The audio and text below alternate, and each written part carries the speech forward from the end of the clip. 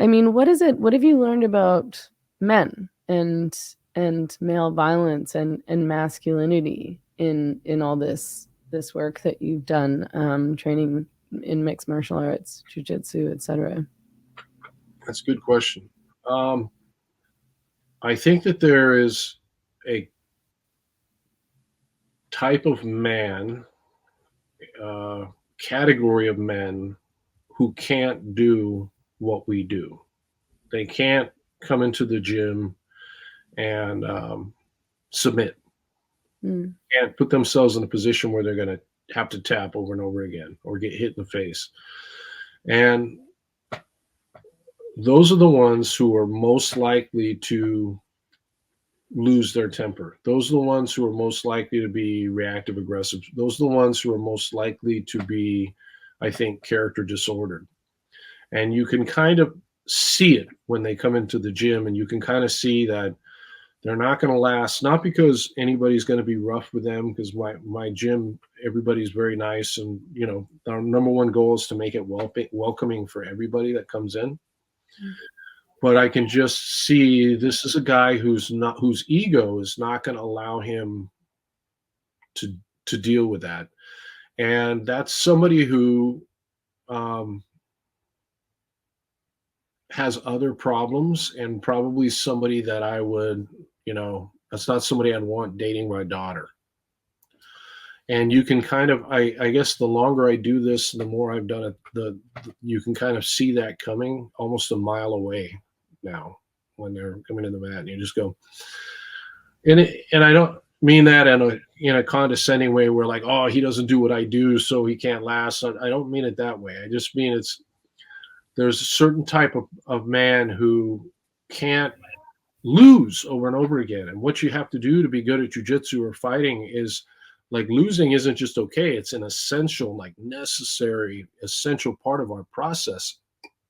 And if you can't put yourself in a situation where you're going to lose over and over again, you're not going to be able to do what we do. And I think that is a reflection of bigger problems that will manifest. So that's one piece of it.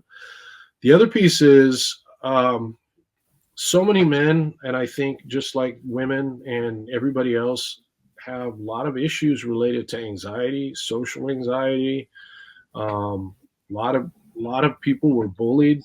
When you start to talk to the people who come into the gym and they start to open up a little bit, I'm always kind of amazed at the story. Everybody has a story of, which is often, quite bad, of maybe an abusive father, or were bullied in school, or a little bit autistic, all kinds of different things that you wouldn't necessarily think, if you just met them and just talked to them a bit, because they've gotten quite good at being able to mask those things in their short daily interactions. But after you spend a little time with them on the mat, you get to know them a little bit better. Some of those things start to come out a bit. And I guess it has constantly reminds me of just how common that is. It's very, very, very, very common. And that's probably the thing I like about jujitsu the best, is if somebody comes in and they're willing to stick with it, it really does help all that stuff. I've had kids come in who were on the spectrum a little bit, to the point where when I would introduce myself to them or talk, they couldn't look at me, and they couldn't really hold a conversation, and they were terrified of social interactions, and they had massive amounts of anxiety that they're living with, and honestly, 2 or 3 years later of training and rolling in the gym, and there's no therapy. It's not us talking to them about it. There's nothing. It's just the process itself, just the process of getting in there and going hands-on and rolling and failing, and sometimes winning and failing, and sometimes winning in a physical way with another human body. And a year or two later, they're like different people. They're teaching class. They're looking at you. And that's the part I think that's the most beautiful about what we do.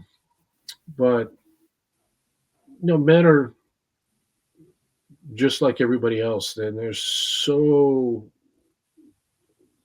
when I meet somebody who doesn't have those kind of issues, I'm starting to think at this point in my life that they're now they're the small minority. You know, like everybody else is actually carrying all this baggage around with them. And when I meet somebody who's like, wow, they had a great childhood, they don't seem to have any kind of social anxiety or anything like that. Well, that's like they're Right. the ones that are in the small category.